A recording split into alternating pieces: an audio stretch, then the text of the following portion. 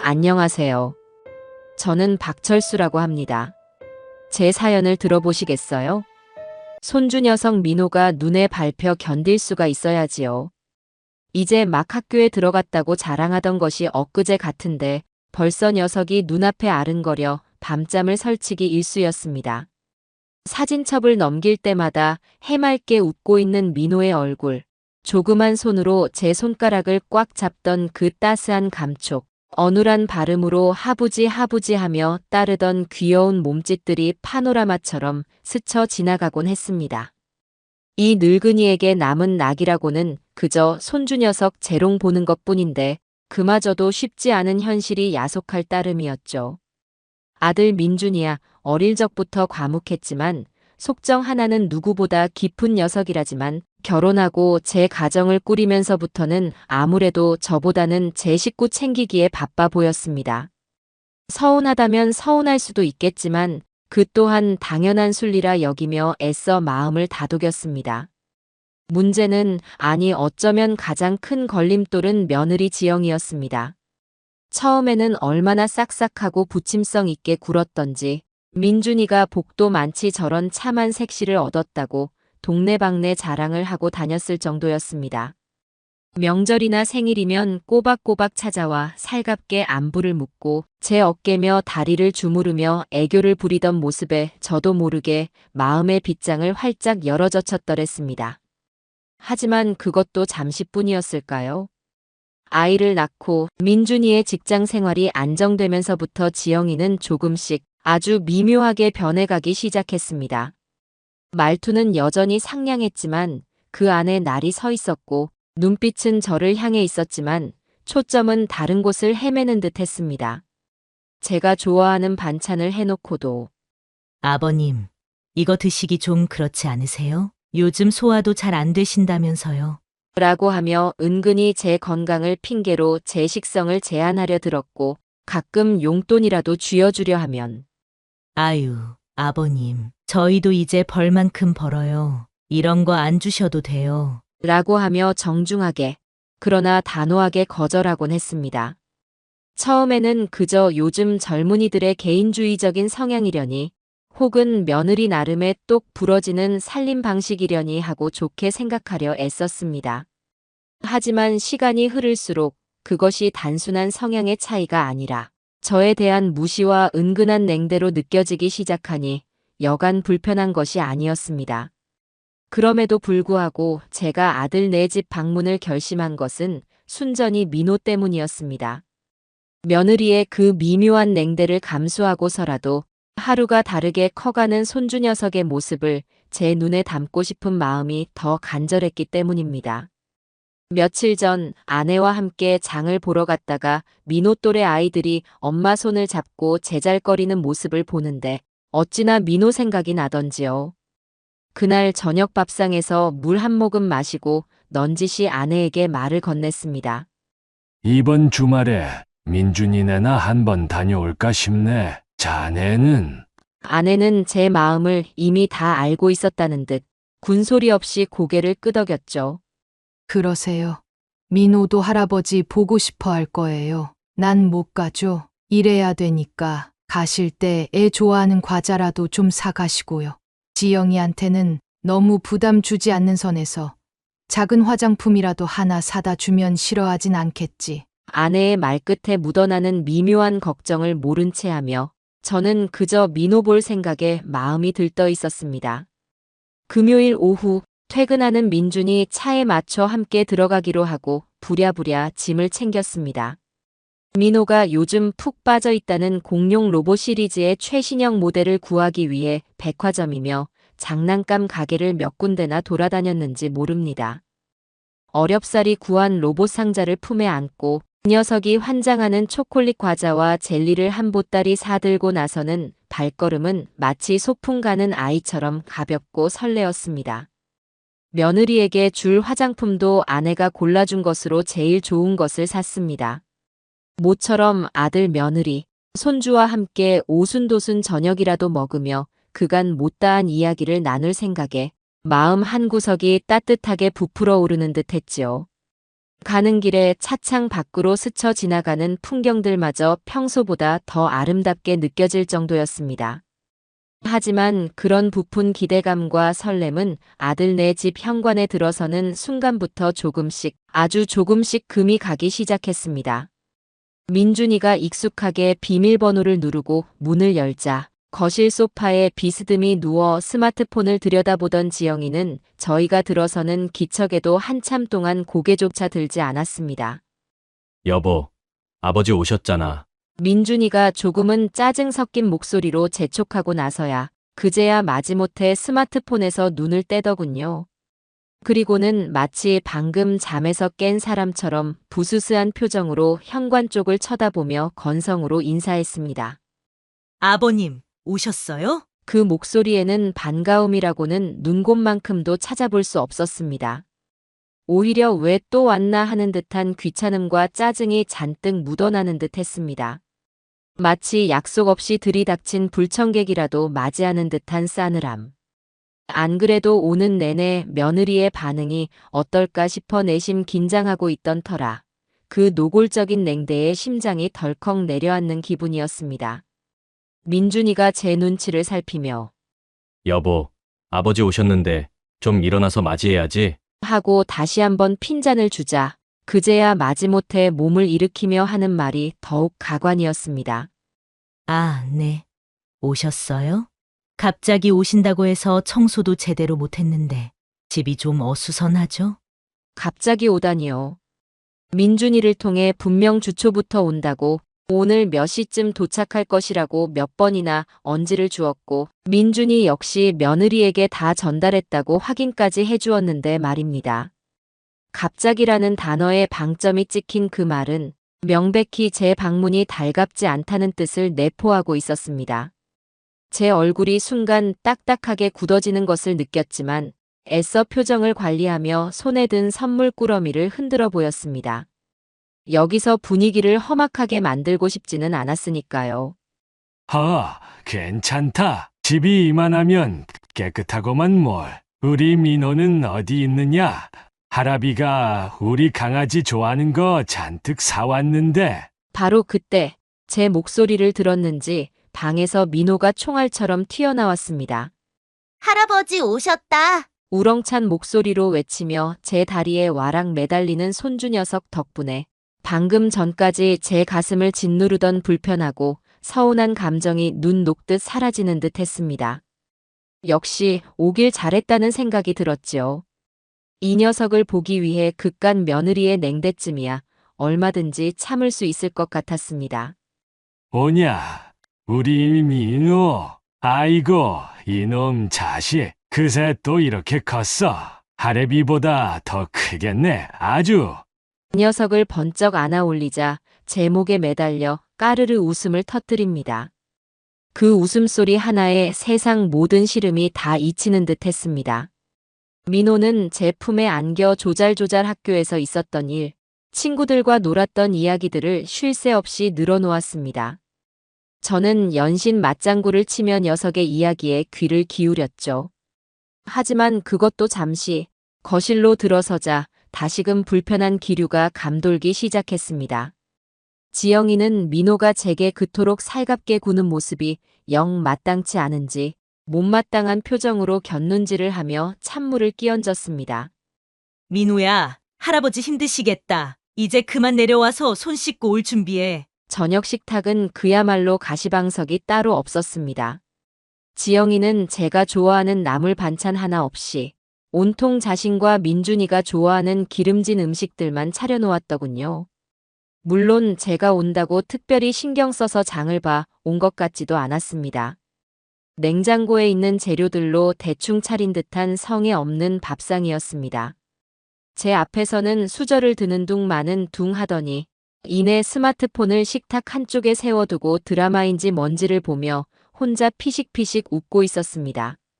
저는 어색한 분위기를 조금이라도 바꿔보려 며느리에게 말을 걸었습니다.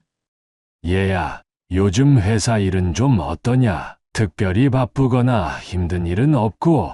하지만 지영이는 식탁 한쪽에 세워둔 스마트폰 화면에서 눈을 떼지도 않은 채 건성으로 대답할 뿐이었습니다. 네, 뭐 그냥 그래요. 바빠요. 그것이 전부였습니다. 더 이상의 대화는 이어지지 않았고 정적만이 식탁을 맴돌았지요. 그나마 아들 민준이가 제 눈치를 살피며 어떻게든 이 어색하고 불편한 분위기를 수습해 보려고 애를 쓰는 모습이 역력했습니다. 민준이는 일부러 밝은 목소리로 제게 요즘 즐겨보는 드라마 이야기를 꺼내기도 하고 민호에게 학교 생활에 대해 질문을 던지기도 했지요. 하지만 지영이의 싸늘하고 무례한 태도 앞에서 그런 노력은 번번이 허무한 물거품이 될 뿐이었습니다. 그녀는 민준이의 말에도 거의 반응하지 않거나 한숨을 푹 내쉬며 노골적으로 지루하다는 표정을 지어 보였습니다. 결국 식탁의 공기는 시간이 흐를수록 점점 더 차갑게 식어갈 뿐이었습니다. 밥알을 씹는 소리마저 어색하게 느껴질 정도였으니까요. 오직 하나뿐인 제 손주 민호만이 이런 험악한 분위기를 아는지 모르는지 제 옆에 꼭 붙어 앉아 있었습니다. 그리고는 뭐가 그리 신이 나는지 작은 입으로 제잘제잘 학교에서 있었던 일이며 새로 사귄 친구 이야기, 좋아하는 만화 영화 줄거리까지 쉴 새 없이 늘어놓았습니다. 그나마 녀석의 그 해맑은 재롱 덕분에 제 숨통이 조금이나마 트이는 듯 했습니다. 하지만 그 평화롭던 순간도 그리 오래 가지는 못했습니다. 한참 신이 나서 떠들던 민호의 말을 지영이가 아주 날카롭고 차가운 목소리로 가로막았습니다. 민우야, 밥 먹을 땐 좀 조용히 먹는 거야. 그리고 어른들 말씀하시는데 그렇게 함부로 끼어드는 거 아니라고 엄마가 지난번에도 몇 번이나 말했지? 밥이나 똑바로 먹어. 그녀의 그 싸늘한 한마디에 방금 전까지 신나게 제잘거리던 민호는 금세 시무룩해져서 잔뜩 주눅이 든 표정으로 입을 꾹 다물어 버렸습니다. 그리고는 작은 눈으로 제 눈치를 살피더군요. 그 녀석의 그 축 처진 어깨와 금방이라도 울음이 터질 듯 그렁그렁해진 눈망울을 보니 제 마음이 다 저리고 아팠습니다. 애꿎은 숟가락만 만지작거리는 민호를 보며 저는 속으로 분노를 삼켜야 했습니다. 저녁 식사를 마치고 거실 소파에 앉아 TV를 보는데 채 1시간도 되지 않아 지영이가 보란 듯이 하품을 쩍하며 일어섭니다. 아버님, 저희는 좀 일찍 자는 편이라서요. 피곤하시면 먼저 들어가 주무세요. 민호도 내일 학교 가야 하니까 일찍 재워야 하고요. 이건 뭐 대놓고 빨리 방에 들어가라는 무언의 압박 아닙니까? 시계는 이제 겨우 밤 9시를 가리키고 있었는데요.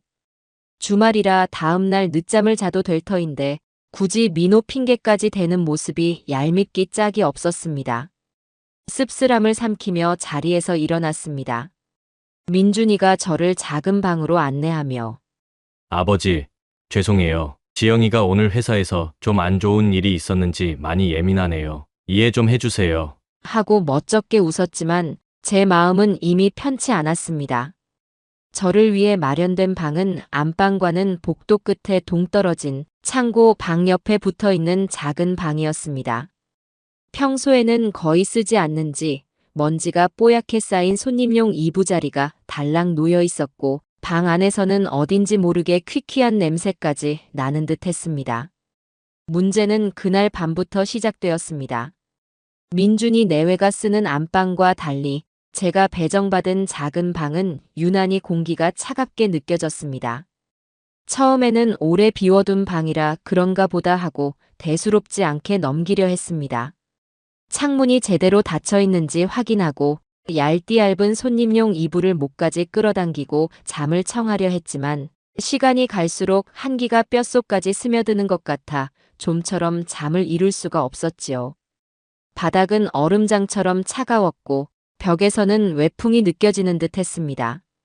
뒤척이며 밤새 설쳤더니 다음날 아침에는 목이 칼칼하고 온몸이 으슬으슬한 것이 영락없는 감기 기운이었습니다. 코끝이 시큰거리고 머리까지 지끈거리기 시작했습니다. 이거 단단히 잘못 걸렸구나 싶더군요. 손주 보러 왔다가 되레 병만 얻어가는 꼴이 되지 않을까 불길한 예감이 엄습했습니다. 그렇게 아들네 집에서의 첫날 밤은 기대와 설렘 대신 싸늘한 냉기와 불안함 속에서 깊어갔습니다. 억지로 몸을 일으켜 방문을 열고 나가자 아들 민준이가 제 방 앞에서 서성이고 있었습니다. 제 몰골을 보더니 민준이는 화들짝 놀라며 다가왔습니다.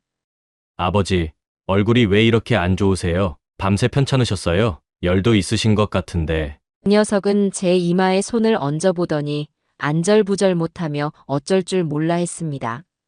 그나마 아들 녀석의 걱정 어린 눈빛에 잠시나마 위안을 얻는 듯 했지만 그 평화는 오래가지 못했습니다.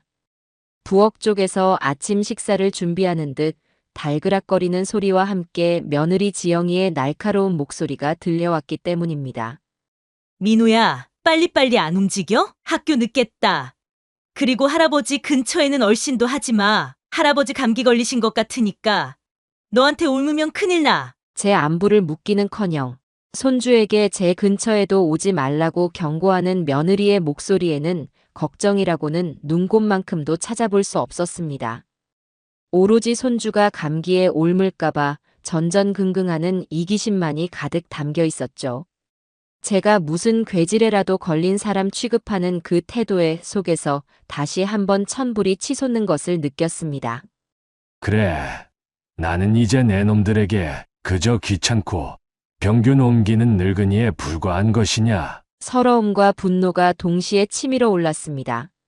민준이가 급히 약국에 가서 사온 종합 감기약을 먹고 다시 방으로 들어왔지만 증세는 좀처럼 나아질 기미를 보이지 않았습니다. 약 기운 때문인지 잠시 몽롱해지는가 싶더니 이내 다시 온몸으로 파고드는 한기에 정신이 번쩍 들었습니다. 이불을 머리끝까지 뒤집었었지만 바닥에서부터 올라오는 냉기는 도저히 막을 길이 없었습니다. 이러다간 정말 큰 병을 얻겠다는 위기감이 엄습했습니다. 도저히 이대로는 안 되겠다 싶어 저는 다시 한번 힘겹게 몸을 일으켜 거실로 나갔습니다. 거실 소파에는 며느리 지영이가 태평하게 앉아 스마트폰으로 홈쇼핑 채널을 보고 있었습니다. 뭐가 그리 재미있는지 연신 히히덕거리며 화면에 빠져들어 있었죠. 제가 다가서는 기척에도 고개 한번 돌리지 않았습니다. 어제 저녁 저를 대하던 그 오만하고 싸늘한 태도 그대로였습니다. 저는 떨리는 목소리로 하지만 최대한 정중하게 말을 건넸습니다. 저기 얘야, 내가 아무래도 몸이 너무 안 좋아서 그런데 방이 너무 추워서 말이다. 혹시 보일러 좀 잠깐이라도 틀어줄 수 있겠니? 이대로는 도저히 견디기가 힘들구나. 제 간절한 부탁에 며느리는 스마트폰에서 눈을 떼지도 않은 채 귀찮다는 듯이 퉁명스럽게 대꾸했습니다. 보일러요? 아버님, 제가 어제도 말씀드렸잖아요. 지금 보일러 틀면 가스비가 얼마나 많이 나오는 줄 아세요? 지난달에 난방비 고지서 보고 저 기절하는 줄 알았다니까요. 이번 달에는 최대한 아껴야 돼요. 그리고 요즘 날씨가 얼마나 좋은데요. 5월이에요. 5월. 창문 열어놓으면 딱 좋은 날씨인데 아버님만 유독 추위를 타시네요. 그녀의 목소리에는 일말의 걱정이나 미안함도 찾아볼 수 없었습니다. 오로지 돈뿐이었습니다. 시아버지가 아파서 끙끙 앓고 있는데도 가스비 걱정이 먼저인 그 모습에 저는 할 말을 잃었습니다. 하지만 여기서 물러설 수는 없었습니다. 정말이지 너무 추워서 이대로 있다가는 폐렴이라도 걸릴 것 같았기 때문입니다. 그럼 혹시 전기장판이라도 좀 꺼내줄 수 있겠니? 방바닥이 너무 차서 이불을 덮어도 한기가 스멀스멀 올라와서 말이다. 전기장판이라도 있으면 좀 나을 것 같은데. 제 마지막 희망과도 같은 부탁에 며느리는 드디어 스마트폰에서 고개를 들었습니다. 그리고는 정말이지 믿을 수 없다는 표정, 아니 경멸과 조소가 뒤섞인 듯한 표정으로 저를 위아래로 훑어보더니 기가 막힌다는 듯이 헛웃음을 터뜨리며 말했습니다. 그 목소리는 어찌나 차갑고 비아냥거림으로 가득 차 있던지 제 심장이 그대로 얼어붙다 못해 산산조각 나는 듯 했습니다. 네, 전기장판이요? 아버님, 지금 제정신이세요? 지금이 몇 월 며칠인지는 알고 말씀하시는 거예요? 5월이에요. 5월. 누가 5월에 전기장판을 써요? 이제 곧 에어컨 틀어야 할 판에 무슨 놈의 전기장판을 찾으세요? 어이가 없어서 정말. 그거요? 그거 저기 다용도실 창고 제일 안쪽 구석에 처박아 놔서 꺼내려면 짐 다 드러내고 한참 걸려요. 먼지는 또 얼마나 풀풀 날리겠어요? 아, 진짜 왜 이렇게 사람 귀찮게 구세요, 정말. 그녀는 노골적으로 귀찮다는 말을 내뱉으며 인상을 있는 대로 찌푸렸습니다. 마치 제가 세상에서 가장 이해할 수 없는 요구를 하는 정신 나간 늙은이라도 되는 양 취급했습니다. 그러고는 마치 엄청난 선심이라도 쓰는 듯 혹은 자비를 베푸는 듯한 말투로 덧붙이더군요. 그냥 좀 참고 주무세요. 약 드셨으니까 좀 있으면 열도 내리고 괜찮아지실 거예요. 이불이나 하나 더 갖다 드릴 테니까. 그거 꼭 덮고 주무시면 괜찮을 거예요. 아니, 이불도 그냥 있는 거 덮으세요. 뭘 자꾸 갖다 달라 말아 하세요. 원래 노인분들이 젊은 사람들보다 추위를 더 탄다고는 하지만 아버님은 좀 유난 떠시는 거 아니에요? 저희 돌아가신 할머니도 겨울에 방이 싸늘해도 군말 없이 잘만 주무셨어요. 아버님도 좀 참으세요. 순간 망치로 머리를 수십 대는 얻어맞은 듯한 충격과 함께 온몸의 피가 머리끝까지 거꾸로 솟구치는 격렬한 분노를 느꼈습니다. 아파서 죽을 지경인 시아버지에게 5월이라 유난 떤다니 전기장판 하나 꺼내주는 것이 그렇게 귀찮은 일이었을까요? 아니었습니다. 그것은 명백한 무시이자 인간에 대한 최소한의 예의조차 저버린 잔인한 학대였습니다. 제 심장은 격렬하게 요동쳤고 얼굴은 아마 시뻘겋게 달아올랐을 겁니다. 뭐라고 한마디 쏘아붙여야 하는데 너무나 어이가 없고 기가 막혀서 목구멍에서는 쇳소리 같은 신음만 새어나올 뿐이었습니다. 때마침 방에서 나온 아들 민준이가 이 모든 광경과 대화를 처음부터 끝까지 다 듣고는 당황한 표정으로 저희에게 다가왔습니다. 여보, 무슨 일이야 또? 아버지, 왜 또 나와 계세요? 몸도 안 좋으신 분이. 민준이는 제 눈치를 살피며 우물쭈물했습니다. 여보, 그래도 아버지 편찮으신데 전기장판 내가 얼른 창고 가서 꺼내다 드리면. 그 말에 며느리의 눈이 독사처럼 매섭게 민준이를 향했습니다.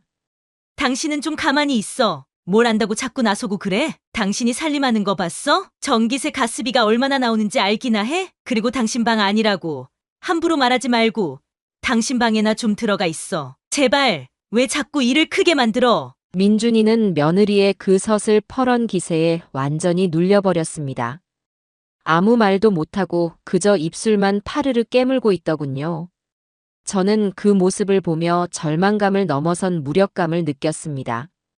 제 아들이지만 저 순간만큼은 남보다 못한 존재로 느껴졌습니다. 아, 진짜 짜증나. 왜 다들 나만 이렇게 피곤하게 만들어? 내가 뭘 그렇게 잘못했는데. 며느리는 신경질적으로 소리치더니 다시 이어폰을 귀에 꽂고는 스마트폰 화면으로 시선을 돌려버렸습니다. 거실에는 저와 어쩔 줄 몰라 하는 민준이, 그리고 그 모든 상황을 마치 남의 일처럼 외면하는 며느리. 이 세 사람 사이에는 얼음장보다 더 차가운 침묵만이 감돌았습니다. 결국 그날 밤 저는 다시 그 냉골 같은 작은 방으로 돌아와야 했습니다. 며느리가 말한 이불 하나 더는 당연히 없었습니다. 아니, 기대조차 하지 않았습니다.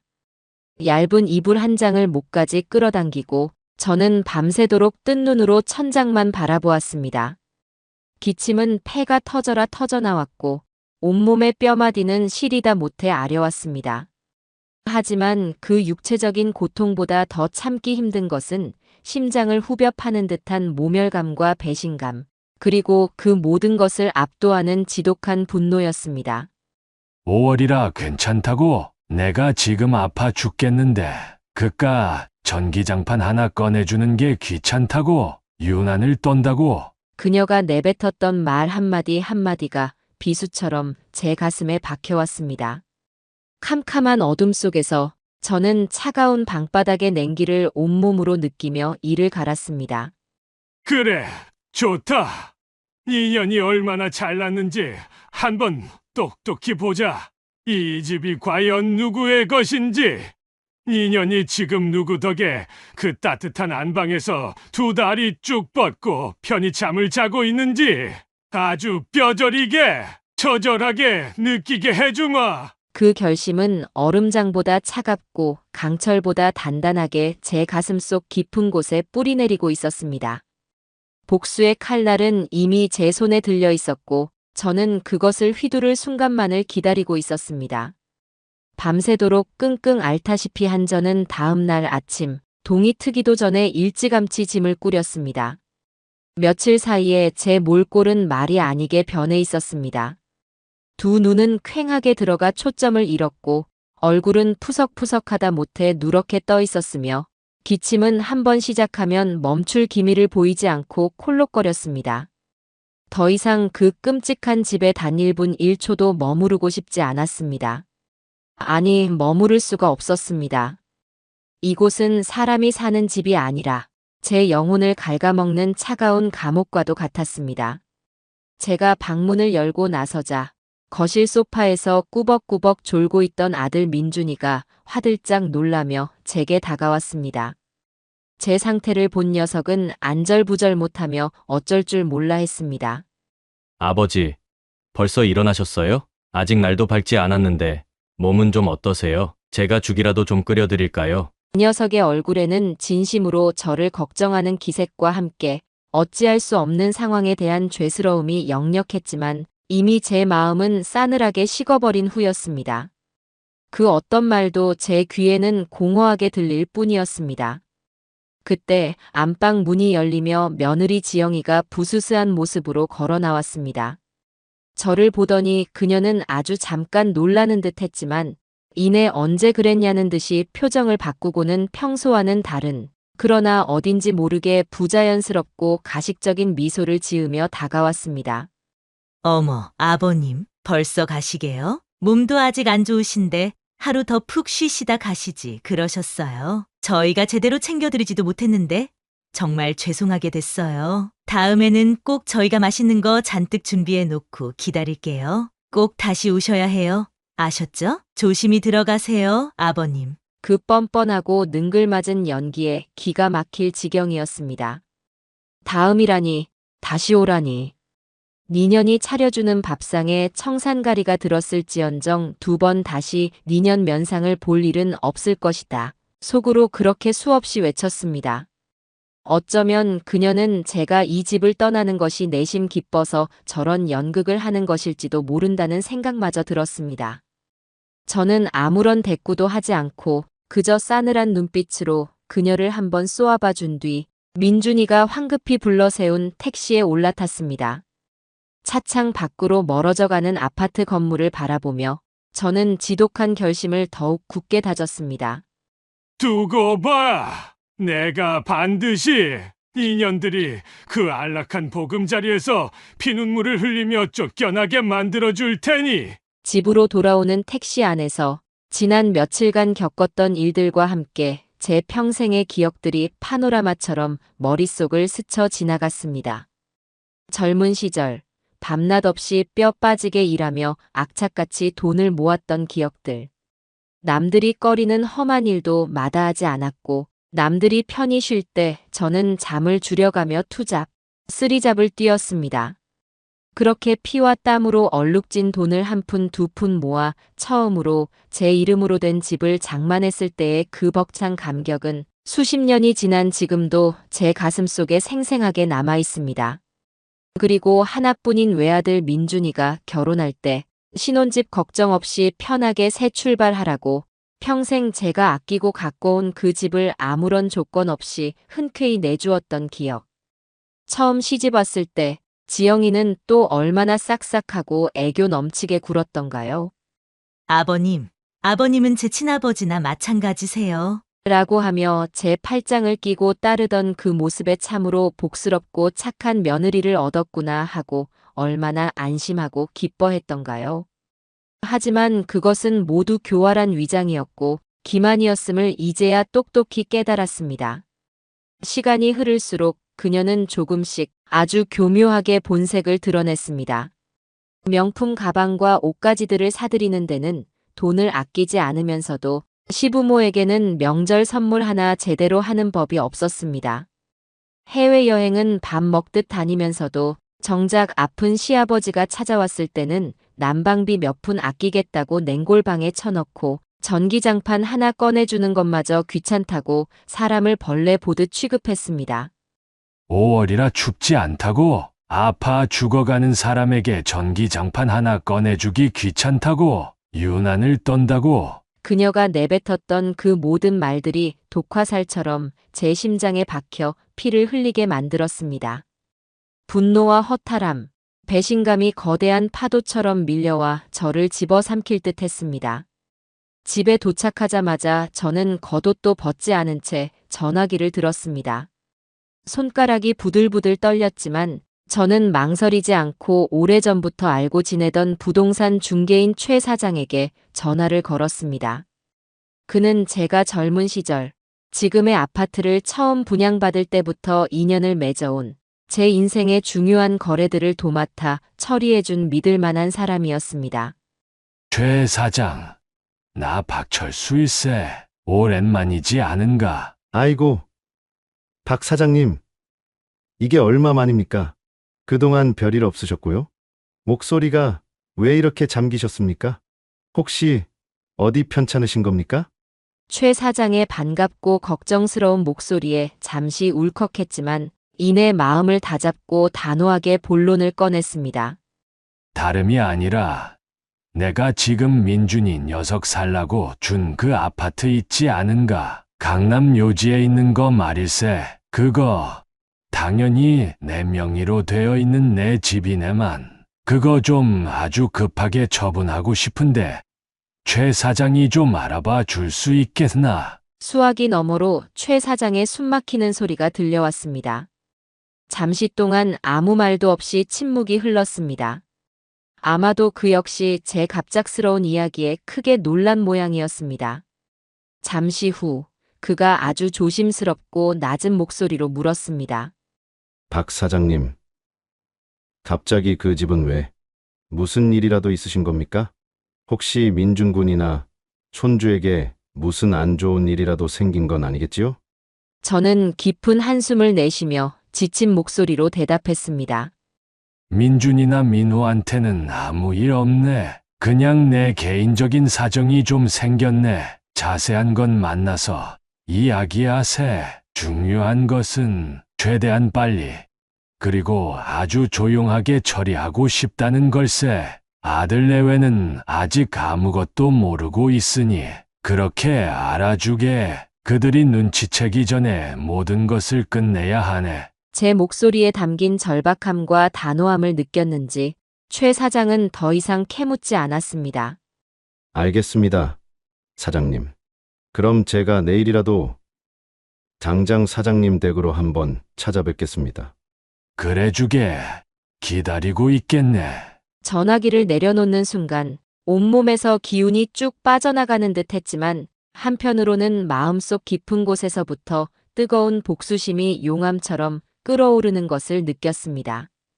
이미 주사위는 던져졌고 이제 그 누구도 그 무엇도 저를 막을 수 없다는 것을 직감했습니다. 지옥의 문은 이미 열린 것이나 다름없었습니다. 다음 날 오후 약속한 시간에 최 사장이 제 집으로 찾아왔습니다. 며칠 만에 급격히 쇠약해진 제 몰골을 본 그는 안타까움과 걱정이 뒤섞인 눈빛으로 저를 바라보았습니다. 그의 손에는 제가 좋아하는 약과와 따뜻한 쌍화차가 들려 있었습니다. 사장님, 안색이 어제보다 더 안 좋아 보이십니다. 정말 괜찮으신 겁니까? 병원에는 다녀오셨고요? 최 사장의 진심 어린 걱정에 저는 씁쓸하게 웃으며 고개를 저었습니다. 몸이 아픈 것보다 마음이 더 병들어서 그렇다네. 약으로도 고칠 수 없는 병이지. 그리고는 차마 입에 담기조차 부끄럽고 치욕스러운 지난 며칠간의 일들을 며느리 지영이에게 당했던 수모를 두서없이 털어놓기 시작했습니다. 처음에는 그저 며느리와의 갈등 정도로만 생각했던 최 사장은 제 이야기가 진행될수록 점점 표정이 굳어지더니 급기야는 분노를 참지 못하고 주먹으로 제 무릎을 내리치기까지 했습니다. 아니, 이럴 수야. 사람이 어떻게 그런 악독한 짓을 할 수가 있단 말입니까? 5월이라지만 환절기 감기가 얼마나 지독한데 그걸 유난 떤다고 면박을 주고 전기장판 하나 꺼내주기 귀찮다고 내쫓듯이 한단 말입니까? 이건 정말 인간도 아닙니다. 사장님, 제가 다 화가 나서 참을 수가 없습니다. 최 사장은 마치 자신의 일처럼 분개하며 제 편을 들어주었습니다. 그의 진심 어린 분노와 위로에 그동안 꾹꾹 눌러왔던 제 안의 서름과 울분이 터져 나오려는 것을 간신히 참았습니다. 지금은 눈물을 흘릴 때가 아니었습니다. 저는 떨리는 손으로 안방 장롱 가장 깊숙한 곳에 보관해 두었던 낡았지만 여전히 제 이름 석자가 선명하게 찍힌 아파트 등기권리증을 꺼내 최 사장 앞에 내밀었습니다. 바로 이 집일세. 내 젊음과 피땀이 고스란히 담겨 있는 내 평생의 자부심이었던 바로 그 집이야. 하지만 이제는 더 이상 내게 그런 의미가 아니네. 그저 그 악독한 것들을 응징하기 위한 수단일 뿐이지. 명의는 보시다시피 확실하게 내 이름으로 되어 있으니 법적으로는 아무런 문제가 없을 걸세. 지세는 대충 알고 있겠지만 지금 나한테 중요한 것은 돈이 아냐. 단 하루라도 빨리, 그리고 최대한 조용히 그년이 눈치채지 못하게 이 집을 처분하는 것이네. 최 사장은 등기권리증을 꼼꼼하게 살펴본 후 무거운 표정으로 고개를 끄덕였습니다. 알겠습니다. 사장님. 사장님의 심정, 제가 충분히 이해하고도 남습니다. 요즘 부동산 경기가 예전 같지 않아 급매로 내놓으시면 시세보다는 다소 손해를 보실 수도 있습니다만 사장님께서 그렇게까지 원하신다면 제가 가진 모든 인맥과 수단을 동원해서 최대한 신속하고 깔끔하게 처리해드리겠습니다. 다만 정말 이 방법밖에는 없으신 겁니까? 아드님이나 손주를 생각하면 그의 말끝에 담긴 안타까움을 모르는 바는 아니었지만 이미 제 결심은 확고했습니다. 상관없네. 얼마를 손해보든 상관없어. 내 아들과 손주를 위해서라도 이번 일은 반드시 내가 매듭지어야 하네. 더 이상 그 악독한 며느리 밑에서 내 아들과 손자가 고통받는 것을 지켜볼 수만은 없어. 이것이 어쩌면 내가 그들을 구할 수 있는 마지막 방법일지도 모르네. 제 단호하고 비장한 의지를 확인한 최 사장은 더 이상 아무 말도 하지 않고 제 뜻을 따르기로 했습니다. 그는 필요한 서류들을 챙기고 매매 절차에 대해 상세히 설명한 뒤 돌아갔습니다. 그가 떠난 뒤 저는 한동안 멍하니 앉아 있었습니다. 평생을 바쳐 이룩한 가장 소중한 재산을 제 손으로 직접 처분해야 한다는 사실이 마치 꿈처럼 비현실적으로 느껴졌지만 한편으로는 지독한 모멸감에 대한 복수의 칼날을 본격적으로 갈기 시작했다는 섬뜩한 쾌감과 함께 되돌릴 수 없는 강을 건넜다는 무거운 책임감도 동시에 느껴졌습니다. 그로부터 며칠 뒤 모든 것을 잊은 듯 평온한 일상을 보내고 있던 제게 뜻밖의 전화 한 통이 걸려왔습니다. 발신자는 다름 아닌 며느리 지영이었습니다. 며칠 전 저를 그렇게 냉대하고 모욕했던 사람이라고는 도저히 믿기지 않을 만큼 그녀의 목소리는 간드러지다 못해 콧소리까지 섞여 있었습니다.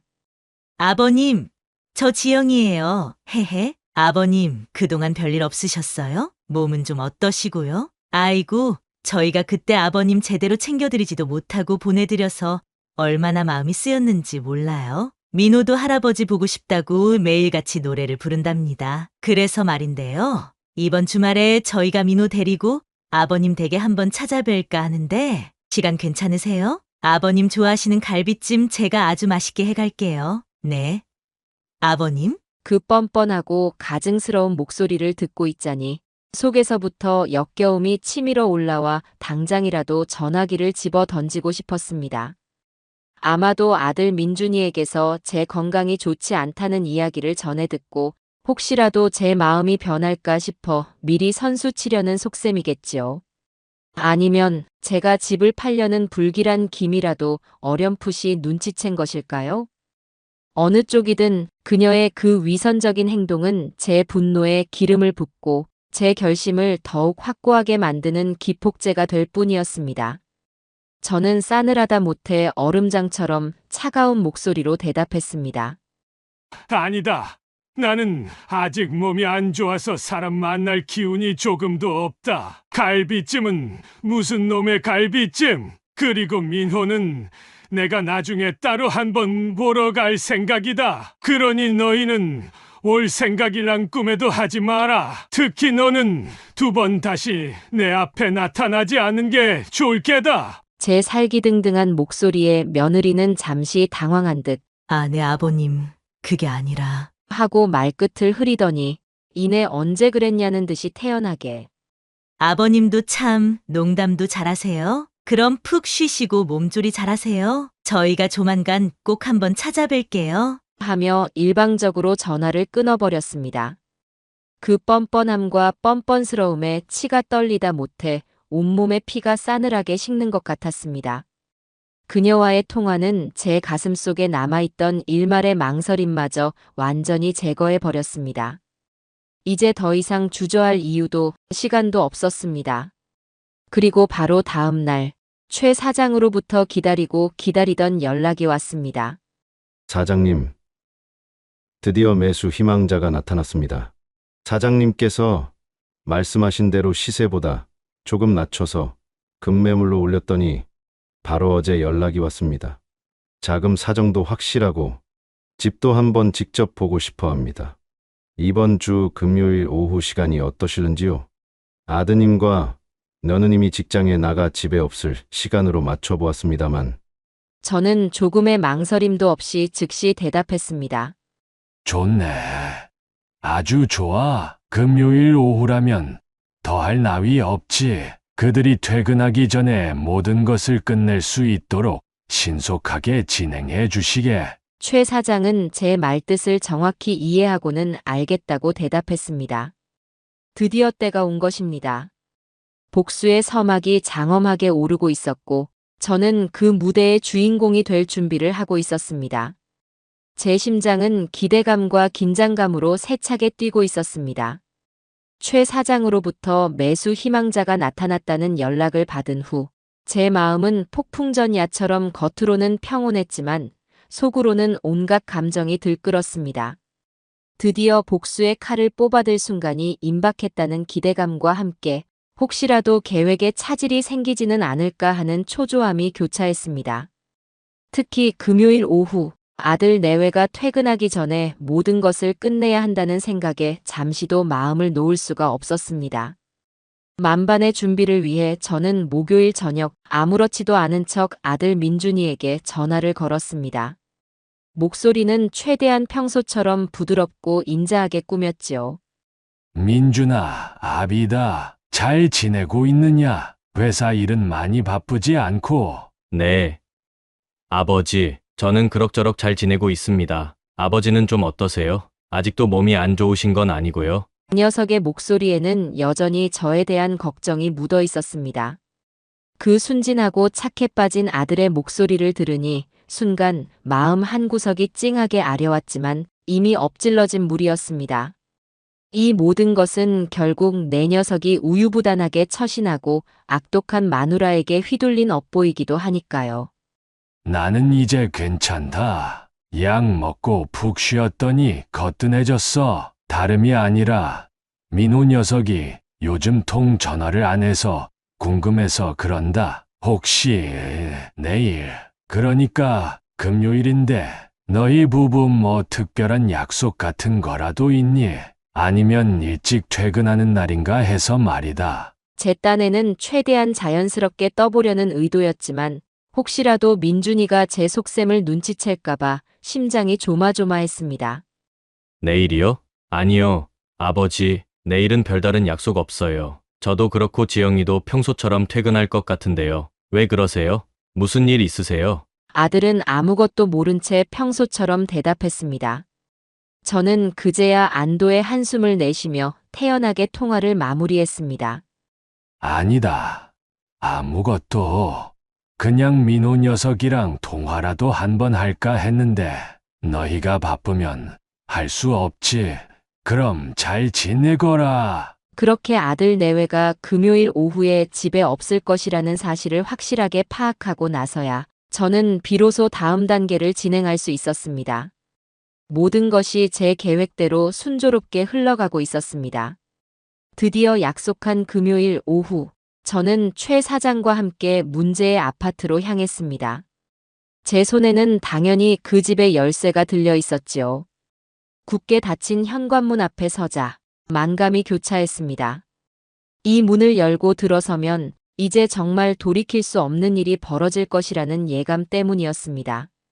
하지만 이미 제 마음은 확고했습니다. 조용히 열쇠를 돌려 현관문을 열고 들어서자 며칠 전 제가 그토록 치를 떨었던 냉기가 다시금 저를 감싸는 듯 했습니다. 하지만 이제 그 냉기는 더 이상 저를 위축시키지 못했습니다. 오히려 제 안의 분노를 더욱 차갑고 날카롭게 벼리는 숫돌과도 같았습니다. 잠시 후 최 사장이 매수 희망자를 데리고 아파트 안으로 들어섰습니다. 인상이 좋아 보이는 중년 부부였습니다. 그들은 최 사장의 안내에 따라 집안 구석구석을 꼼꼼하게 둘러보기 시작했습니다.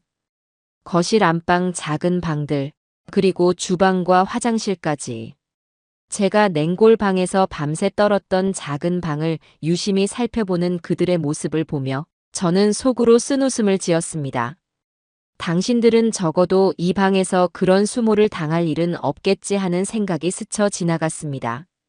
집을 다 둘러본 부부는 서로 눈빛을 교환하더니 이내 아주 만족스러운 표정으로 최 사장에게 말했습니다. 집이 아주 마음에 듭니다. 저희가 오랫동안 찾던 바로 그런 집이네요. 구조도 좋고 햇볕도 잘 들고 무엇보다 관리가 아주 잘 되어 있는 것 같습니다. 남편 되는 사람이 흡족한 목소리로 말했습니다. 최 사장이 옆에서 능숙하게 분위기를 띄웠지요. 그럼요. 이댁 사장님께서 얼마나 깔끔하신 분인데요.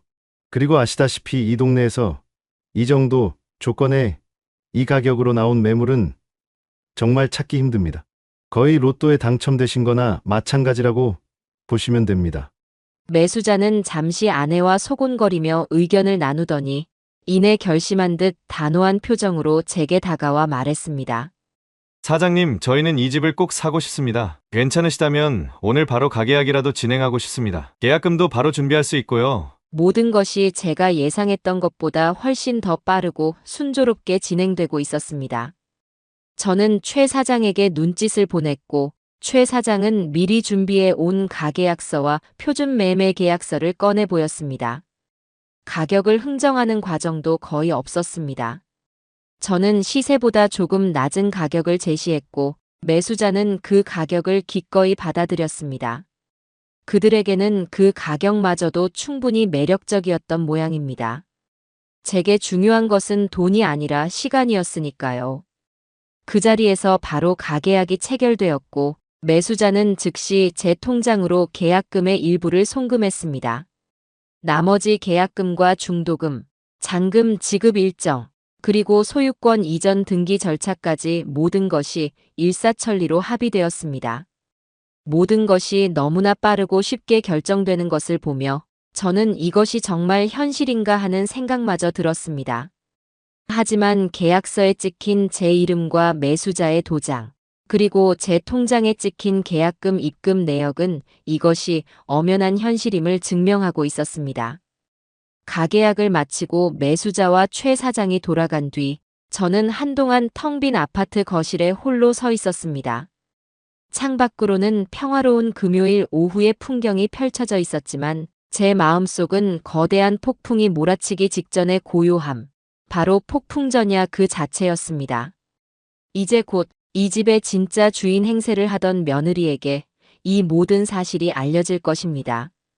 그때 그녀가 어떤 반응을 보일지 상상만 해도 입가에 냉소가 떠올랐습니다.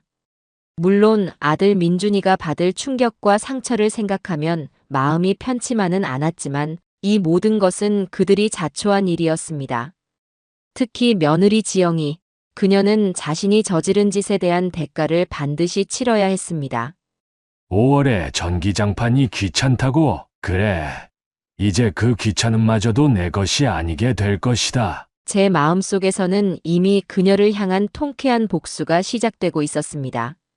이것은 어쩌면 제가 누릴 수 있는 마지막 평온일지도 모른다는 생각이 들었습니다. 곧 닥쳐올 거대한 소용돌이를 예감하며 저는 조용히 그 집을 나섰습니다. 제 손에는 이미 서명된 가계약서가 들려 있었고 그것은 곧 터질 시한폭탄의 스위치나 다름없었습니다. 가계약을 체결하고 며칠이 채 지나지 않아 본 계약과 잔금 지급까지 모든 절차가 신속하게 마무리되었습니다.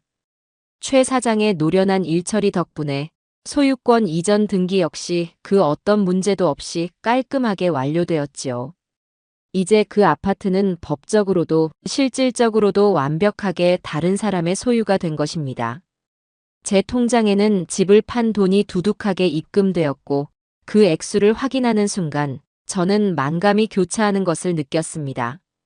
평생을 바쳐 이룬 재산을 이렇게 허무하게 처분해야 한다는 사실에 대한 씁쓸함과 함께 드디어 그 지긋지긋한 굴레에서 벗어났다는 해방감, 그리고 무엇보다도 이제 곧 닥쳐올 통쾌한 복수의 순간에 대한 짜릿한 기대감이 뒤섞여 있었습니다. 모든 법적 절차가 마무리된 후 저는 최 사장에게 신신당부했습니다. 새로운 집주인이 아들 내외에게 연락하여 이사 날짜를 통보하는 시점을 제가 정한 바로 그날 D-Day로 맞춰달라고 말입니다. 그날은 다름 아닌 며느리 지영이의 생일 다음 날이었습니다. 가장 행복해야 할 순간 바로 뒤에 가장 절망적인 나락으로 떨어뜨려 주고 싶었기 때문입니다. 잔인하다고 할지 모르겠지만 그녀가 제게 안겨준 고통과 모멸감에 비하면 이 정도는 아무것도 아니라고 생각했습니다. 그리고 마침내 제가 정한 D-Day가 밝았습니다. 그날 오후 저는 일부러 외출도 삼가고 집에서 초조하게 전화벨이 울리기만을 기다렸습니다. 손바닥에서는 식은땀이 계속 났고 심장은 평소보다 2배는 빠르게 뛰는 것 같았습니다. 혹시라도 새로운 집주인이 마음이 변하거나 아니면 아들 내외가 먼저 눈치채는 것은 아닐까 하는 불안감도 엄습했지만 저는 애써 마음을 다잡았습니다. 예상대로 저녁 7시가 조금 넘은 시각, 제 휴대전화 벨소리가 요란하게 울리기 시작했습니다. 발신자는 당연히 아들 민준이었습니다. 저는 심호흡을 크게 한번 하고 최대한 아무렇지도 않은 평소와 똑같은 목소리로 전화를 받았습니다. 여보세요, 민준이냐? 아버지, 지금 이게 어떻게 된 일이에요? 방금 모르는 번호로 전화가 한 통 왔는데 어떤 사람이 우리 집을 샀다고 자기가 이 집세 주인이라고 하는데 이게 도대체 무슨 말도 안 되는 소리예요? 누가 아버지 허락도 없이 우리 집을 팔아요, 네? 수화기 너머로 들려오는 민준이의 목소리는 다급함을 넘어 거의 절규에 가까웠습니다. 당황과 공포, 그리고 믿을 수 없다는 황당함이 뒤섞여 완전히 격앙되어 있었습니다. 저는 최대한 감정을 드러내지 않고 차분하지만 단호한 목소리로 대답했습니다. 내가 팔았다. 네, 뭐라고요? 아버지가 직접 우리 집을 파셨다고요? 아니, 왜요? 저희한테 말 한마디 상의도 없이 어떻게 집을... 아들은 말을 제대로 잇지 못하고 숨을 헐떡였습니다. 그 엄청난 충격이 전화선을 타고 제게도 고스란히 전해져 오는 듯 했습니다. 잠시 후 전화기 너머에서 날카롭고 신경질적인 여자의 비명이 들려왔습니다. 두말할 필요도 없이 며느리 지영이의 목소리였지요. 뭐라고? 아버님이 파셨다고? 그 영감탱이가 진짜 미쳤어. 여보, 똑똑히 다시 물어봐. 지금 장난하시는 거 아니냐고. 노망 나셨냐고 물어보라고. 곧이어 전화기를 거칠게 빼앗아든 듯 지영이의 그 특유의 앙칼지고 교양이라고는 눈곱만큼도 찾아볼 수 없는 목소리가 제 귀를 그대로 후벼 팠습니다. 아버님, 지금 제정신이세요? 네, 대답 좀 해보세요. 제정신이냐고요? 어떻게 저희랑 말 한마디 없이 집을 팔아버릴 수가 있어요? 저희더러 지금 당장 길바닥에 나앉으라는 거예요? 이거 완전 정신 나간 영감탱이 아니야? 노망 나셨으면 곱게 요양원에나 처박혀 계실 것이지. 이게 다 무슨 추악한 행패예요. 당장 그 계약인지 뭔지 물으세요. 당장 안 물으면 저희도 변호사 선임해서 아버님 사기죄로 고소하고 재산 빼돌린 걸로 다 신고해버릴 거예요. 아셨어요? 그녀는 거의 광기에 가까운 상태로 입에 담을 수 있는 모든 막말과 협박을 쏟아냈습니다. 평소 그토록 교양 있는 척, 우아한 척하던 모습은 온데간데 없고 시장 바닥의 남봉꾼보다 더 추악하고 저급한 본색을 여과 없이 드러내고 있었습니다. 저는 그 모든 쌍욕과 저주를 묵묵히 아주 차분하게 듣고 있다가 그녀의 숨이 가빠져 잠시 말이 잦아든 틈을 타 조용히 하지만 얼음장보다 더 차갑고 날카로운 목소리로 입을 열었습니다. 내 재산, 내 이름으로 된 내 집을 내가 처분하는데 그게 무슨 문제가 된다는 것이냐라. 그리고 변호사, 얼마든지 선임해 보거라. 대한민국 법이 과연 누구 편을 들어줄지 나도 아주 궁금하구나. 2년이 이 집에서 온갖 호사를 누리며 사는 동안 나는 그 집에서 어떤 취급을 받았는지 법정에서 한번 똑똑히 밝혀보는 것도 나쁘지 않겠지. 제 차분하면서도 빈틈없는 반격의 며느리는 잠시 말을 잃은 듯 했습니다. 아마도 제가 이렇게까지 강하게 나올 것이라고는 예상하지 못했던 모양입니다. 하지만 그것도 잠시, 그녀는 곧이어 더욱 격렬하게 발악하기 시작했습니다. 뭐라고요? 아버님 재산이요? 저희가 이 집에서 산 세월이 몇 년인데 이제 와서 그게 다 아버님 재산이라는 말씀이세요? 웃기지 마세요. 그리고 우리가 뭘 어쨌다고요? 고작 방 좀 추웠던 거 가지고 이렇게까지 뒤끝 장렬하게 복수하시는 거예요? 진짜 쪼잔하고 치사하기 짝이 없네요. 늙은이가. 그녀는 이제 아예 막가자는 심산인 듯 했습니다. 저는 그 말을 듣는 순간 제 안에 마지막 남은 동정심마저 완전히 사라지는 것을 느꼈습니다. 그리고는 나지막하지만 그녀의 가슴에 비수처럼 꽂힐 만한 한마디를 던졌습니다. 그래, 방 좀 추웠던 거. 니년에게는 그저 그 정도의 일이었겠지.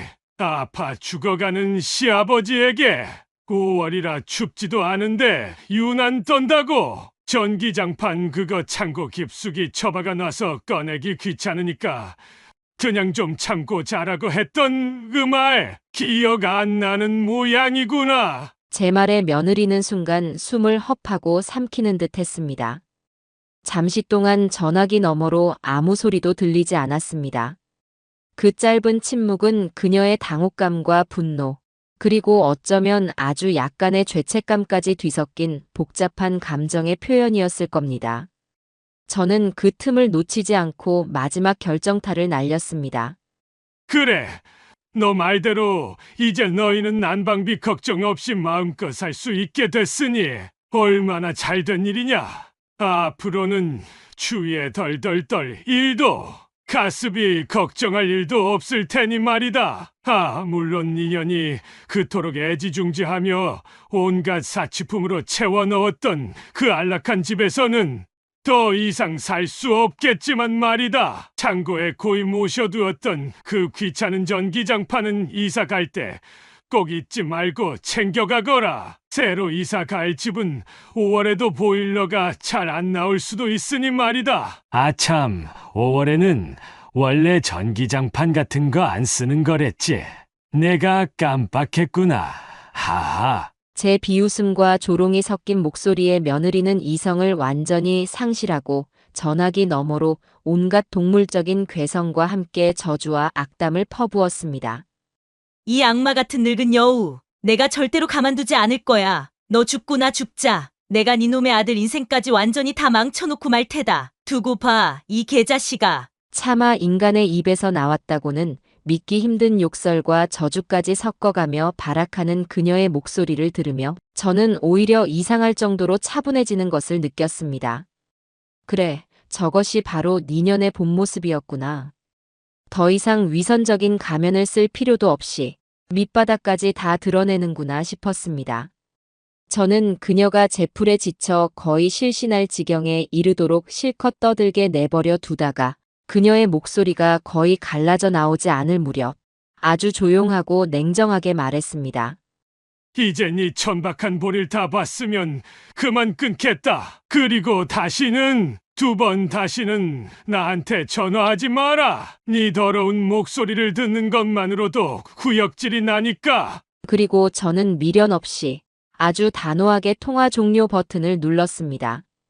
전화기를 내려놓자 온몸에서 힘이 쭉 빠져나가는 듯 했지만 마음 한구석에는 지독한 폭풍우가 지나간 뒤에 잔잔한 고요함과 함께 이루 말할 수 없이 짜릿하고 통쾌한 감정이 샘솟고 있었습니다.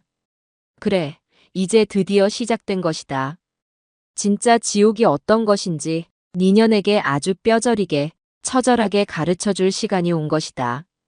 입가에는 저도 모르게 차가운 미소가 걸려 있었습니다.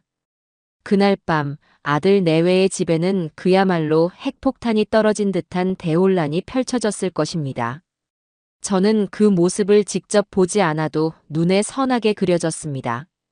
아마도 며느리 지영이는 분노와 절망감에 집안의 물건들을 닥치는 대로 부수고 집어 던지며 광란의 밤을 보냈을 테고 아들 민준이는 그런 아내의 모습에 즐겁하면서도 어찌할 바를 몰라 발만 동동 굴렀겠지요. 그 모든 소동의 원인이 바로 저라는 사실에 저는 일말의 죄책감보다는 오히려 짜릿한 승리감마저 느끼고 있었습니다. 다음 날 아침부터 제 전화기는 그야말로 불이 나기 시작했습니다. 물론 대부분은 아들 민준이에게서 걸려온 전화였지요. 그 녀석은 거의 반쯤 정신이 나간 사람처럼 거의 울부짖다시피 하며 제게 매달렸습니다. 아버지, 제발 저희 좀 살려주세요. 지영이가 어젯밤부터 물 한 모금 마시지 않고 방에 틀어박혀서 울고만 있어요. 이러다 정말 큰일 나겠어요. 당장 집을 비워줘야 한다는데 저희는 갈 곳도 없어요. 전세금은커녕 당장 이사할 돈도 한 푼 없단 말입니다. 민호는 또 어떡하고요. 제발 아버지, 한 번만 봐주세요. 그 녀석의 목소리에는 처절한 절망과 애절한 간절함이 뒤섞여 있었지만 저는 조금도 마음이 흔들리지 않았습니다. 오히려 그럴수록 더욱 냉정하고 단호하게 대처해야 한다고 생각했지요. 그 모든 것은 네 아내가 스스로 자초한 일이다. 그리고 네가 그동안 네 아내의 그릇된 행동을 제대로 바로잡지 못하고 방관하고 동조한 결과이기도 하고 이제라도 네가 가장 노릇을 제대로 하려거든. 정신 똑바로 차리고 너의 가족이 앞으로 살아갈 길을 너 스스로 찾아보거라. 더 이상 나한테 빌붙거나 매달릴 생각은 추호도 하지 말고. 제 얼음장처럼 차가운 말에 아들은 한동안 아무런 대답도 하지 못하더니 결국 어린아이처럼 큰 소리로 통곡하며 전화를 끊었습니다. 그 모습을 상상하니 마음 한구석이 아팠지만 이 또한 그들이 반드시 겪어야 할 성장통이라고 애써 외면했습니다. 오후가 되자 이번에는 예상했던 대로 며느리 지영이가 그녀의 친정 식구들을 줄줄이 대동하고 제 집으로 쳐들어왔습니다. 그녀의 친정 부모는 물론이고 건장한 체격의 남동생까지 합세하여 마치 빛받으러 온 조폭들처럼 살기등등한 표정으로 저희 집 현관문을 거의 부서져라 두드려댔지요. 제가 아무런 표정 변화 없이 문을 열자 지영이의 어미라는 여자가 다짜고짜 제 뺨을 올려붙이려고 달려들었습니다. 제가 가소롭다는 듯이 가볍게 손목을 잡아채며 피했지만 그 기세가 어찌나 사납고 무례한지 혀를 내두를 지경이었습니다. 이보세요. 사돈. 아니, 이제 사돈이라고 부르기도 아깝습니다. 당신, 지금 제정신입니까? 아무리 그래도 그렇지. 어떻게 자식들이 멀쩡히 살고 있는 집을 하루아침에 이렇게 길바닥에 내쫓을 수가 있단 말입니까? 이건 경우가 아니지 않습니까? 당장 우리 딸한테 사과하고 집 돌려놓으세요. 지영이 애비라는 자도 옆에서 거들며 고함을 질렀습니다. 그는 넥타이까지 느슨하게 풀어헤치고 와이셔츠 소매를 걷어붙인 채 금방이라도 제게 주먹을 날릴 듯한 험악한 분위기를 풍겼습니다. 사돈, 우리가 지영이한테 모든 자초지종을 다 들었습니다. 아무리 사돈 명의로 된 집이라지만 우리 딸이 그 집에서 시집살이하며 살아온 세월이 얼만데 이렇게 일방적으로 그것도 단 한마디 상의도 없이 내쫓는 법이 어디 있습니까? 이건 명백한 재산권 침해이고 엄연한 불법입니다. 당장 원상복구하지 않으면 우리도 가만히 있지 않겠습니다. 변호사 선임해서 법적으로 할 수 있는 모든 조치를 다 취할 겁니다. 저는 그들의 그가짜는 협박과 고성에 코웃음을 치며 차가운 눈빛으로 그들을 차례로 쏘아보았습니다. 법적으로 문제가 된다고요? 불법이라고요? 좋습니다. 어디 한번 마음대로 해보시지요. 대한민국 법이 내 이름으로 된 내 재산을 내가 처분하는 것을 막는다면 이 나라에서 사유재산권이라는 것이 도대체 무슨 의미가 있겠습니까? 그리고 그 전에 당신들 따님 교육부터 제대로 시키시는 것이 순서일 것 같습니다. 아파서 골골대는 시아버지한테 5월이라 춥지도 않은데 유난 떤다고 면박 주고 전기장판 하나 꺼내주기 귀찮다고 그냥 참고 자라고 하는 것이 당신들 집안의 훌륭한 교육 방식입니까? 네, 참 기가 막혀서. 제 날카로운 지적에 지영이 친정 식구들은 순간 얼굴이 시뻘개졌다가 하얘졌다가를 반복하며 아무 말도 못하고 입만 뻐끔거렸습니다.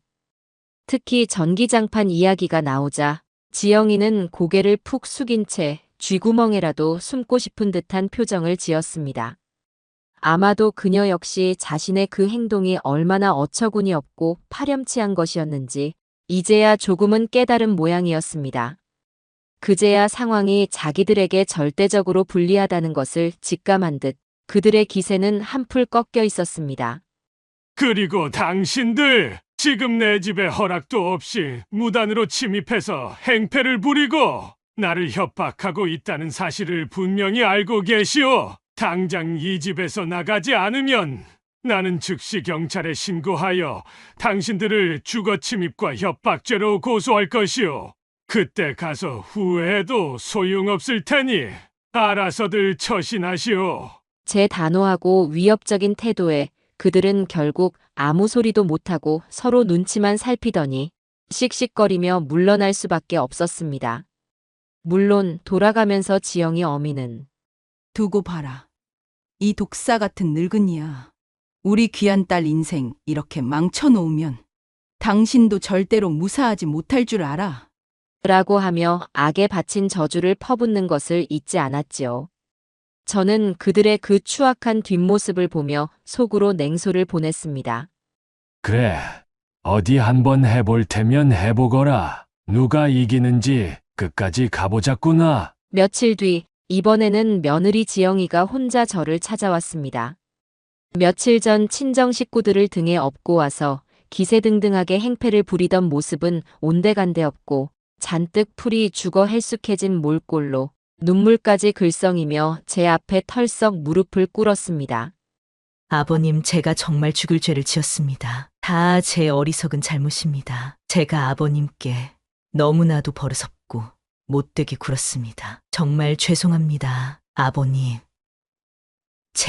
제발 이번 한 번만 너그러이 용서해 주시면 안 될까요? 집만은 어떻게든 민호 생각해서라도 앞으로 제가 정말 아버님 친딸처럼 생각하고 잘 모시고 살겠습니다. 네. 아버님, 제발요. 그녀는 바닥에 납작 엎드려 거의 땅바닥에 머리를 박을듯이 서럽게 울며 빌었지만 저는 눈썹 하나 까딱하지 않았습니다. 그 눈물 뒤에 숨겨진 교활함과 이기심, 그리고 절박함에서 비롯된 거짓된 반성을 너무나도 잘 알고 있었기 때문입니다. 저 역시 수십 년간 세상의 온갖 풍파를 다 겪어온 사람입니다. 그 정도 연기에 속아 넘어갈 만큼 어수룩하지 않았습니다. 그 악어의 눈물은 조금도 내 마음을 움직이지 못한다. 네가 진심으로 지난날의 잘못을 반성하고 뉘우쳤다면 나한테 이렇게 찾아와서 용서를 빌기 전에 네 남편과 네 아이에게 먼저 진심으로 사죄하고 앞으로 너희 가족이 어떻게 다시 일어설 수 있을지 함께 머리를 맞대고 고민했어야지. 그리고 내가 나한테 저질렀던 그 수많은 만행들을 한번 되돌아보거라. 이 정도 시련은 내가 받아야 할 최소한의 벌일 뿐이다. 이제 와서 그렇게 가증스러운 눈물을 흘리며 후회한들 무슨 소용이 있겠느냐. 이미 엎질러진 물이고 모든 것은 끝났다. 저는 얼음처럼 차갑고 냉정한 목소리로 말하고는 그녀를 외면해 버렸습니다. 그녀는 한참을 더 바닥에 엎드려 울며불며 매달렸지만 저는 끝까지 못 본 척 외면하며 아무런 반응도 보이지 않았습니다. 결국 그녀는 모든 희망이 사라졌다는 것을 깨달았는지 절망과 체념이 뒤섞인 처참한 표정으로 비틀거리며 제 집을 나섰습니다. 그 축 처진 뒷모습을 바라보며 저는 일말의 동정심이나 연민도 느끼지 못했습니다. 자업자득, 인과응보라는 말이 괜히 있는 것이 아니라는 것을 그녀는 이제야 뼈저리게 깨닫게 될 것이었습니다. 그리고 그 깨달음의 대가는 생각보다 훨씬 더 혹독할 것이라는 사실도 말입니다. 결국 아들 내외는 새로운 집주인이 최후 통첩으로 제시한 이사 날짜까지 집을 비워줘야 하는 처량한 신세가 되었습니다. 그동안 흥청망청 써대며 모아둔 돈이라고는 한 푼도 없었던 그들은 당장 길바닥에 나앉게 될지도 모른다는 공포에 휩싸였지요. 며느리 지영이는 평소 자신이 그토록 자랑스러워하고 애지중지하던 명품 가방과 옷까지 귀금속들을 울며 겨자 먹기로 중고시장에 헐값으로 내다 팔고 그것도 모자라 친정 부모에게까지 손을 벌려 읍소했지만 예전 같지 않은 싸늘한 반응만이 돌아올 뿐이었습니다. 세상 인심이라는 것이 얼마나 간사하고 냉정한지, 그리고 돈 앞에서 혈육의 정이라는 것마저 얼마나 하찮아질 수 있는지를 그녀는 아마 처음으로 뼈저리게 느꼈을 겁니다. 결국 그들이 사채까지 끌어다 간신히 마련한 새로운 보금자리라는 곳은 예전에 살던 강남의 번듯한 아파트와는 비교조차 할 수 없는 서울 변두리의 낡고 허름한 다세대 빌라 반지하 방이었습니다. 햇볕이라고는 거의 들어오지 않아 대낮에도 어두컴컴하고 여름에는 덥고 습하며 겨울에는 외풍이 드세기로 악명 높은 그야말로 사람이 살기에는 최악의 환경이었지요. 그들이 이삿짐을 꾸려 그 음침한 반지하 방으로 기어들어가던 날, 저는 멀리서 그 모든 광경을 말없이 지켜보았습니다. 한때는 번쩍이는 외제차를 몰고 다니며 온갖 사치와 허영을 일삼던 며느리가 이제는 땀과 먼지로 뒤범벅이 된 채 이삿짐 센터 직원들에게 이리 치이고 저리 치이며 고래고래 악을 써대는 모습이 어찌나 가관이던지요. 값비싼 가구들은 대부분 처분하거나 헐값에 넘기고 꼭 필요한 최소한의 살림살이만 간신히 챙겨 그 좁고 어두운 반지하 방으로 꾸역꾸역 밀어 넣는 모습은 처량하다 못해 비참하기 짝이 없었습니다. 특히 지영이는 잔뜩 일그러진 얼굴로 쉴 새 없이 불평불만을 쏟아내며 히스테리를 부리고 있었고, 아들 민준이는 그런 아내의 눈치를 살피며 땀을 비 오듯 흘리면서도 제대로 된 항변 한 번 못하고 있었습니다. 그 한심하고 꼴 사나운 모습을 내려다보며 저는 제 결정이 단 하나도 틀리지 않았음을 다시 한번 확신할 수 있었습니다. 그래, 니녀는 바로 그런 곳에서 평생 썩어야 마땅하다. 새로운 보금자리로 옮겨간 후 아들 내외의 삶은 그야말로 하루하루가 지옥의 연속이었습니다. 며느리 지영이는 반지하 방의 퀴퀴한 곰팡이 냄새와 벌레, 그리고 좁고 불편한 생활 환경에 도저히 적응하지 못하고 매일같이 신경질적인 반응을 보이며 괴물처럼 변해갔습니다. 이게 다 당신 아버지 때문이야. 그 독사 같은 늙은이 때문에 우리가 이 모양 이 꼴로 살아야 하는 거라고. 당신은 대체 아들이라는 작자가 돼서 뭐 하나 제대로 하는 게 없어. 라며 모든 책임을 제게 돌리고 민준이를 저주하듯 닥달해댔고, 민준이는 그런 아내의 광기에 가까운 히스테리에 지쳐 제대로 된 대꾸도 못하고 깊은 한숨만 내쉬었지요. 그들의 비좁은 반지하 방에서는 하루가 멀다 하고 서로를 향한 증오와 원망이 담긴 고성과 그릇 깨지는 소리가 끊이지 않았다고 합니다. 한때는 강남의 고급 레스토랑을 제 집 드나들 듯하고 해외여행을 밥 먹듯 다니던 그녀가 이제는 동네 마트에서 유통기한 임박한 할인 상품을 두고 옆 사람과 머리채를 잡고 싸워야 할 정도로 비참한 처지로 전락한 것입니다. 저는 아들과는 가끔씩 몰래 연락을 주고받으며 손자 민호의 안부를 확인했습니다. 민호는 갑작스러운 환경 변화와 부모의 끊임없는 다툼 속에서 심리적으로 매우 불안정해하며 힘든 시간을 보내고 있다고 들었습니다. 예전에 밝고 명랑했던 모습은 온데간데 없이 말수가 극도로 줄고 밤에는 악몽에 시달리며 울다 깨기 일수라고 했습니다. 저는 더 이상 두고 볼 수 없어 민준이에게 단호하게 말했습니다. 민호만큼은 내가 무슨 일이 있어도 책임지고 제대로 돌보겠다. 지금 당장 그 아이를 그 애미의 소나기에서 벗어나게 해줘야 한다. 매주 주말마다 무슨 일이 있어도 나한테 보내도록 해라. 내가 못 데려오면 내가 직접 가서 데려올 것이다. 제 결연한 말에 민준이는 고맙다는 말과 함께 죄송하다며 전화기 너머로 오열했습니다. 그렇게 매주 주말마다 저희 집으로 오게 된 민호는 처음에는 잔뜩 겁먹고 주눅이 든 모습이었지만 저의 따뜻한 보살핌과 정성 어린 관심 속에서 조금씩 안정을 되찾아갔습니다. 저는 녀석에게 세상에서 가장 맛있는 음식을 직접 만들어 먹이고 갖고 싶어 하던 장난감과 책을 마음껏 사주었으며 함께 공원에 나가 자전거를 타거나 캐치볼을 하며 즐거운 시간을 보냈습니다. 무엇보다 중요한 것은 민호가 제 곁에서만큼은 아무런 눈치도 보지 않고 마음껏 웃고 떠들며 어린아이다운 순수함을 되찾을 수 있도록 최선을 다했다는 것입니다. 민호는 할아버지의 따뜻한 품 안에서만큼은 예전처럼 밝고 천진난만한 아이로 돌아가곤 했지요. 이 사실을 알게 된 며느리 지영이는 또다시 질투심과 분노에 불타올라 민준이에게 악을 써댔다고 합니다. 당신 아버지, 지금 우리 민호 완전히 자기 손주로 만들어서 당신이랑 나 사이 완전히 갈라놓으려는 수작 부리는 거 안 보여? 당장 민호 그 영감탱이한테 못 가게 해. 내 아들이야. 내 아들이라고. 하며 발악했지만 민준이는 처음으로 아내의 그 부당한 요구에 정면으로 맞섰다고 합니다. 당신이 민호한테 제대로 해준 게 뭐가 있다고 그런 소리를 해. 아버지가 당신 때문에 상처받은 손자 보고 싶어 하고 잘해주시는 게 도대체 뭐가 그렇게 잘못됐다는 거야? 당신이야말로 민호 인생 망치지 말고 제발 정신 좀 차려. 그 말에 며느리는 분하고 약이 올라 길길이 날뛰며 집안의 물건들을 닥치는 대로 집어 던졌지만 어쩔 도리가 없었지요. 이미 민준이의 마음은 그녀에게서 완전히 떠나버린 후였으니까요. 궁지에 몰린 며느리는 이번에는 다시 제게 직접 전화를 걸어와 지난번과는 또 다른 방식으로 울며불며 애원하고 매달리기 시작했습니다. 그녀의 목소리는 처절하리만큼 절박했지만 저는 조금도 동요하지 않았습니다.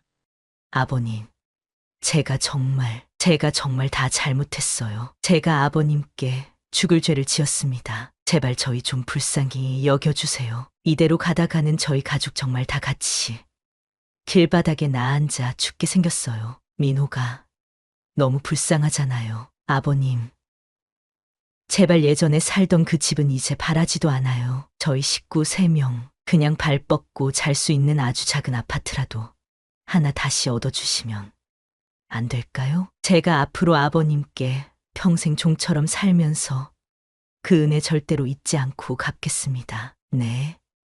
아버님, 제발 한 번만. 하지만 저는 그녀의 그 가증스러운 눈물과 애원에 조금도 흔들리지 않고 오히려 싸늘한 목소리로 대답했습니다.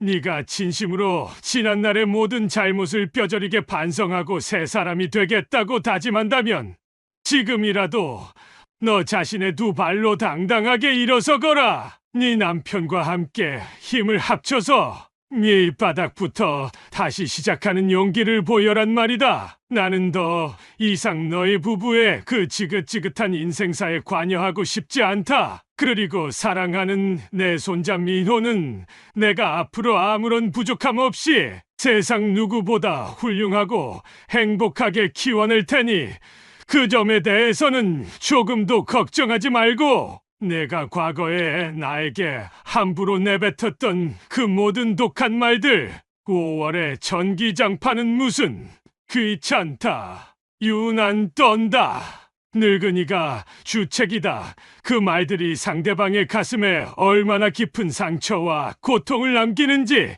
이제라도 아주 조금은 깨달았기를 바랄 뿐이다. 제 냉정하고 단호한 말에 며느리는 더 이상 아무런 대답도 하지 못하고 절망적인 흐느낌과 함께 전화를 끊었습니다. 그 이후로 며느리에게서는 2번 다시 그 어떤 연락도 오지 않았습니다. 어쩌면 그것이 그녀가 제게 보일 수 있는 최소한의 반성이었을지도 모르겠습니다. 아니, 어쩌면 모든 것을 체념하고 절망의 늪으로 스스로 걸어 들어간 것일지도 모르지요. 어느 쪽이든 저와는 이제 아무런 상관도 없는 일이었습니다. 그 지옥 같던 반지하 생활과 며느리의 끊임없는 히스테리 속에서 아들 민준이에게는 아주 조금씩이지만 분명한 변화의 바람이 불기 시작했습니다.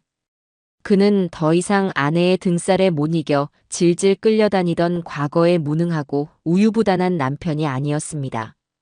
며느리가 여전히 과거의 영광만을 그리워하며 현실을 부정하고 불평불만을 쏟아낼 때면 민준이는 예전과는 달리 단호하고 냉정한 목소리로 그녀의 잘못을 정확히 지적하며 맞섰습니다. 이제 제발 그만 좀 해. 이 모든 게 다 누구 때문에 시작된 일인데 아직도 정신을 못 차리고 남 탓만 하고 있어. 당신이 아버지께 저질렀던 그 폐륜적인 행동들 벌써 다 까맣게 잊어버린 거야. 당신 같은 여자랑 결혼한 내 자신이 한심하고 저주스러울 뿐이다. 라며 그동안 가슴속에 쌓아두었던 울분과 분노를 토해냈습니다. 그리고 그는 닥치는 대로 일을 하기 시작했습니다.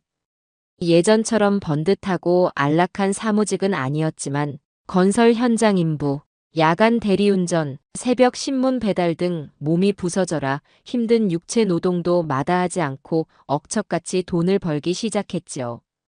땀 흘려 정직하게 돈을 버는 것의 소중함과 가장으로서의 무거운 책임감을 그는 그 비참한 현실 속에서 비로소 깨달아가고 있는 듯 했습니다. 며느리 지영이는 믿었던 남편마저 이전과는 완전히 다른 사람처럼 차갑게 변해버리자 더욱더 깊은 절망감과 고립감 속으로 빠져들었습니다. 화려했던 과거의 자신과 비참한 현재의 자신을 비교하며 매일 밤 술로 지새우거나 신경 안정제에 의존하며 하루하루를 연명해 갔습니다. 그녀의 오만하고 이기적인 성격을 받아줄 친구는 이미 아무도 남아있지 않았고 친정 부모마저도 그녀의 끝없는 징징거림과 손벌림에 지쳐 등을 돌린 지 오래였습니다.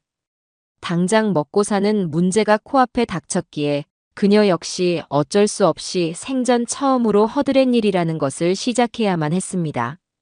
예전에는 거들떠보지도 않았던 동네 식당의 주방 보조나 건물 청소 일을 하며 푼돈을 벌기 시작하면서 그녀는 조금씩이나마 세상 물정이라는 것을 알아가는 듯 했습니다.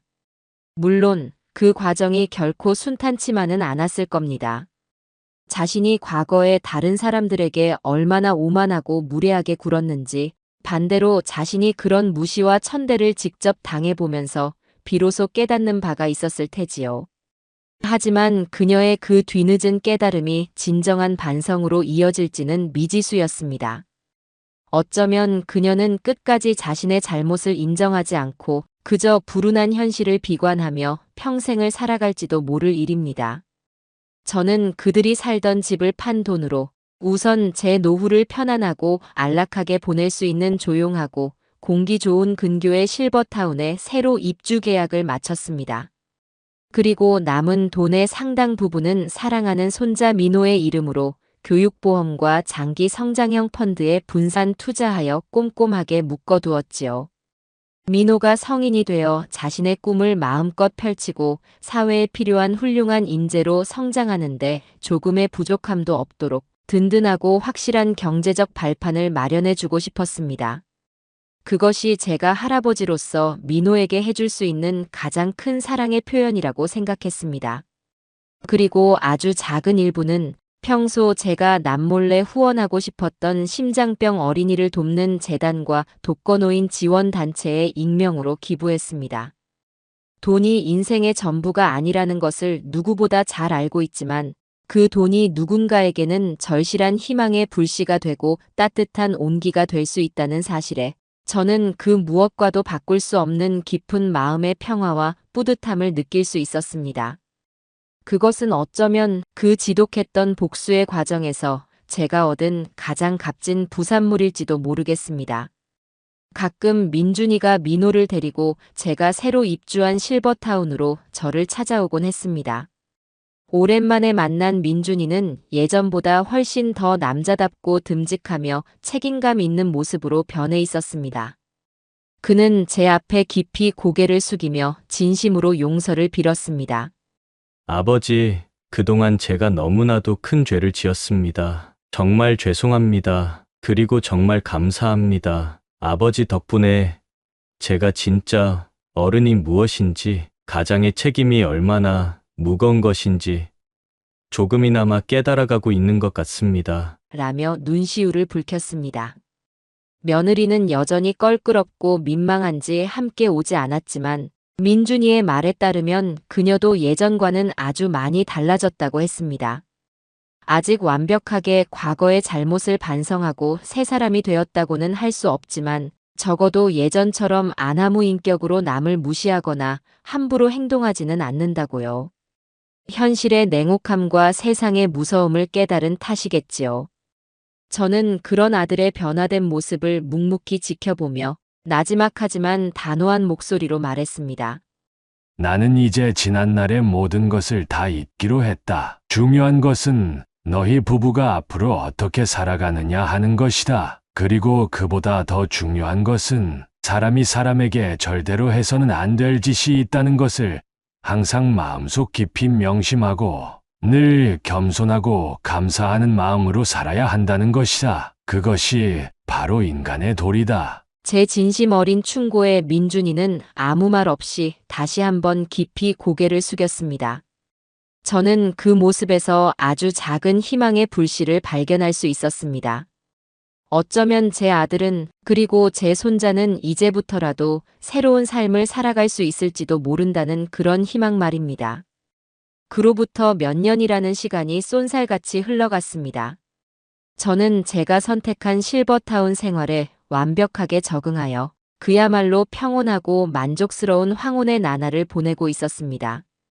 아침 일찍 일어나 가벼운 산책과 스트레칭으로 하루를 시작하고 오전에는 서예반에 나가 난을 치거나 수묵화를 그리며 마음을 수양했습니다.